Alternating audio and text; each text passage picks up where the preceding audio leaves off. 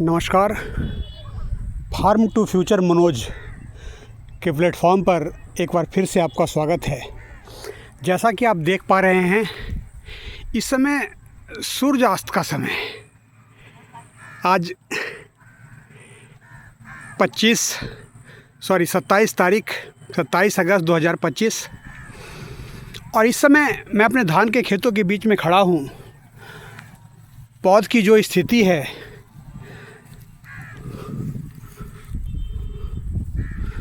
वो ये बता रही है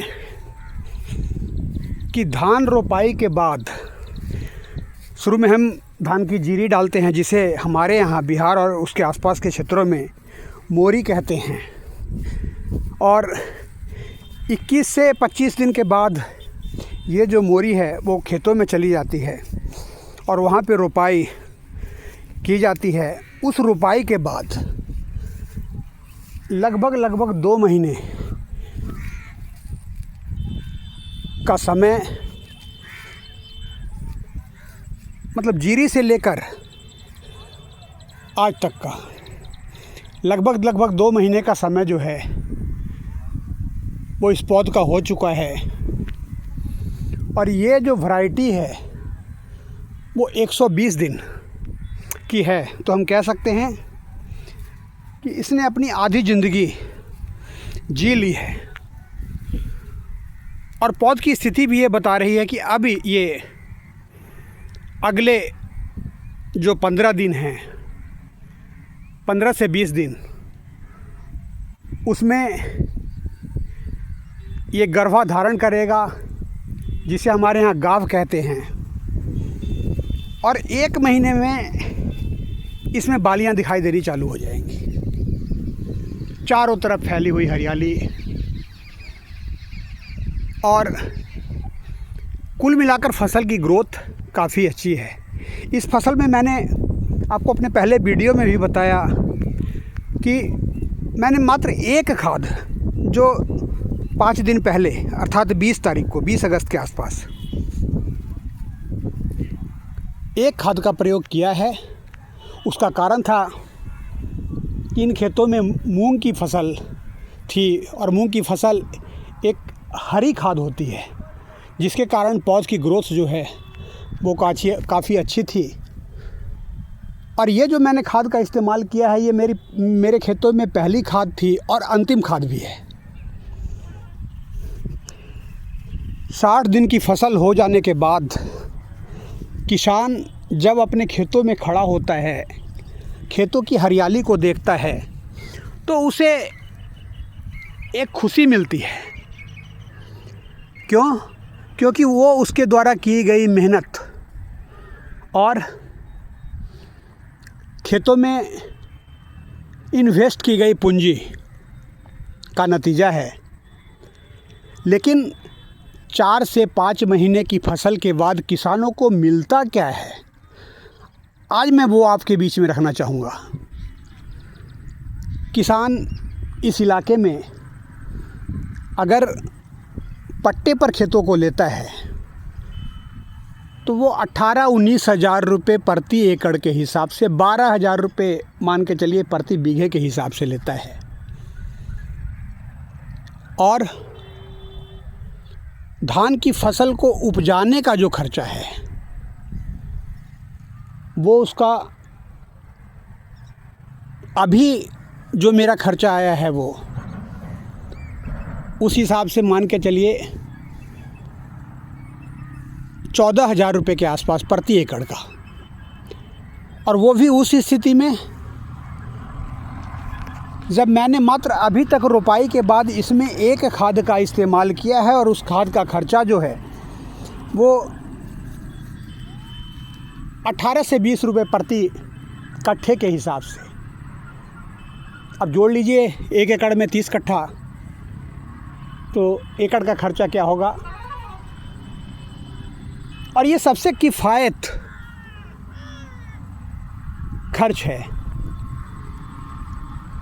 अगर हम कृषि विशेषज्ञों की सलाह माने, बहुत सारे चैनल पे कृषि विशेषज्ञ जो है वो अपनी राय देते हैं, बहुत सारे यूट्यूबर्स अपनी राय देते हैं, उनकी सलाह माने। तो ये जो खाद का खर्चा, क्योंकि वो जो बताते हैं कि धान की फसल में 10 से 12 दिन में पहला खाद इस्तेमाल कर देना चाहिए, 20 से 25 दिन में दूसरा खाद इस्तेमाल कर देना चाहिए और 40 से 50 दिन में तीसरा खाद इस्तेमाल कर देना चाहिए। उसके बाद अगर आपको पीलापन दिखाई दे उसके बाद हल्दिया रोग जो बाली निकलते समय आती है वो दिखाई दे, तो इस तरह के फंगीसाइड, इस तरह के इंसेक्टिसाइड का इस्तेमाल करें। अगर उसी ढर्रे को अगर हम फॉलो करेंगे तो वो जो खर्चा है वो 20 से 22 हज़ार रुपये प्रति एकड़ के हिसाब से हमारा आता है। तो 18 से 20 हज़ार रुपये प्रति एकड़ के पट्टे की ज़मीन पे 20 से 22 हज़ार रुपये खर्च करने के बाद लगभग 40-41 हज़ार रुपये का जो खर्च हमारा गिरता है, हमें 4 या 5 महीने की मेहनत के बाद मिलता क्या है? ये धान की जो वैरायटी है, और बिहार में ज़्यादातर धानों की जो वैरायटी है, यहाँ हम मुख्य रूप से 2 प्रकार के धान, एक 150 से 140 दिन से 150 दिन की वैरायटी जिसमें 5 जमुना, और 5 जमुना की जो 804 वैरायटी है वो इस इलाके में सबसे ज़्यादा उपज देने वाली वैरायटी है। इसके अलावा हम 120 दिन की अगर वैरायटी ले लें तो उसमें रियल सम्राट, जौहर, चंदन और इससे मिलती जुलती कई सारी वैरायटियाँ, लेकिन उसका उत्पादन क्या है? अगर हम यूट्यूबर्स की माने तो 20 क्विंटल 30 क्विंटल प्रति एकड़, अगर एकड़ पे माने तो। लेकिन हकीकत जो है वो मैं कट्ठे से बताता हूँ। 1.5 मन प्रति कट्ठा, 1.5 मन प्रति कट्ठे के हिसाब से अगर हो गया तो 1 एकड़ में 45 मन मान के चलिए, 16-18 क्विंटल प्रति एकड़। हो सकता है ज़्यादा बेहतर हो तो 19 क्विंटल प्रति एकड़, और अगर थोड़ा सा झटका तो 17 क्विंटल 16 क्विंटल प्रति एकड़। फिर भी एक एवरेज 18 क्विंटल प्रति एकड़ हम मान के चलते हैं। और 18 क्विंटल प्रति एकड़ से जो आमदनी मिलती है वो कितनी मिलती है? 45 हज़ार रुपये के आसपास। जब हम इसे मार्केट में सेल करते हैं तो जो पैसा प्राप्त होता है, वो फ़ायदा जो नज़र आता है वो क्या आता है? 1 एकड़ खेती करने के बाद 5 से 10 हज़ार रुपये, बहुत, 1 बीघे में, 1 एकड़ में, 5 महीने 4 महीने के कठोर परिश्रम के बाद, प्रतिदिन पसीना अपने खेतों में बहाने के बाद एक किसान को 4 से 5 महीने में 1 एकड़ से 5 से 10 हज़ार रुपये का मुनाफा होता है धान के पौधों में, धान की खेती में। वो भी तब जब फसल जो है वो सही सलामत घर तक आ जाए। हम ये सब अच्छी तरह से जानते हैं कि किसान अपनी खेती प्रकृति की गोद में करता है, और सब कुछ ठीक ठाक हो जाने के बाद भी अगर किसी भी प्रकार के प्राकृतिक आपदा का सामना करना पड़ जाता है तो ये सारी पूंजी लगभग डूबती हुई नज़र आती है। और इतने बड़े रिस्क वाले व्यवसाय में प्रॉफिट जो है वो क्या है? ना के बराबर। फिर भी किसान इधर उधर समय ना देकर अपने खेतों में समय देता है, मेहनत पर विश्वास रखता है। वो जानता है कि बाहर कई लोग उसे छलने के लिए बैठे हुए हैं। सरकार की योजनाएं किसानों के लिए बनती है, किसानों तक कितने % पहुंच पाती है? सरकारी कर्मी किस हिसाब से सरकार और किसान के बीच योजनाओं की रकम का बंटाधार करते हैं? एक यूरिया की बोरी जो किसान को 266 रुपये की बताई जाती है और रट रट कर बताई जाती है, रामायण की चौपाई के माफिक सरकार किसानों को घोल घोल कर पिलाती है कि यूरिया की बोरी 266 रुपये की, 266 रुपये की, और जब किसान बाज़ार में ख़रीदने जाता है तो खुलेआम 320 रुपये की वो यूरिया की बोरी पड़ती है। ठीक इसी तरह से और दूसरे खाद DAP जो 1350 रुपये की बताई जाती है वो 1700-1800 रुपये की पड़ती है। और कई बार तो ऐसा होता है कि दुकानदार साथ में एक और वो सहेली लगा देता है कि भाई ये लेनी है तो उसकी सहेली को भी लेना पड़ेगा, चाहे वो आपके इस्तेमाल का हो या ना हो, उसका पैसा आपको देना पड़ेगा और वो ले जाना पड़ेगा, क्योंकि हमें भी ऊपर से दिया गया है। ये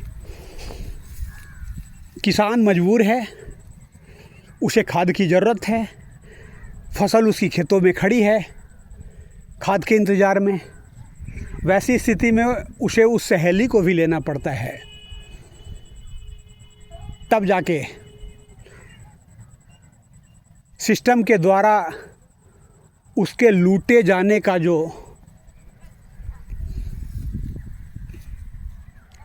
लूटे जाने की प्रक्रिया है वो और थोड़ी मोटी हो जाती है। फिर भी किसान की मदद के लिए सब खड़े हैं, हकीकत में कोई नहीं खड़ा।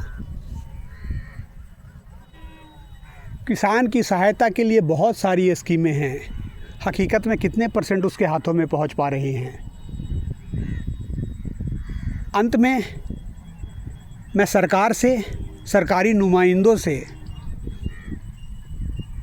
और बिचौलियों से यही कहना चाहूँगा कि किसान सब समझता है और सब समझने के बाद भी वो लूट रहा है, क्योंकि उसे खेती करनी है, पॉलिटिक्स नहीं करनी। उसे समय अपने खेतों में बिताना है, ईमानदारी से बिताना है और मेहनत के बल पे खाना है। फिर भी हर डगर पे, हर चौराहे पे किसान के नाम पे किस प्रकार का बंदरवाट हो रहा है, इन्हीं सब प्रश्नों के साथ मैं आपको अंत में छोड़कर अपने इस वीडियो का समापन करना चाहता हूँ। तब तक के लिए धन्यवाद।